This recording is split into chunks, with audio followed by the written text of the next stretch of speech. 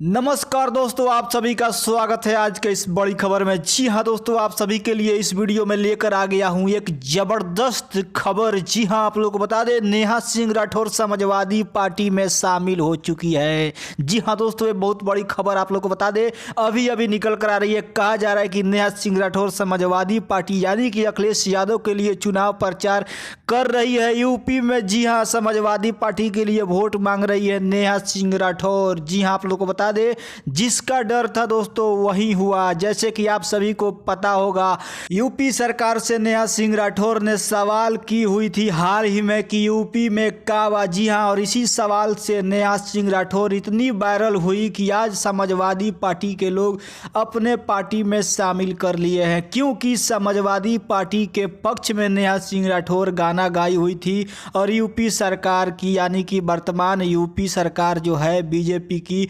उसकी बुराई की हुई थी। जी हाँ, तो आप लोग को बता दें, अब छवि भी नेहा सिंह राठौर का वैसे ही बन चुका है समाजवादी पार्टी।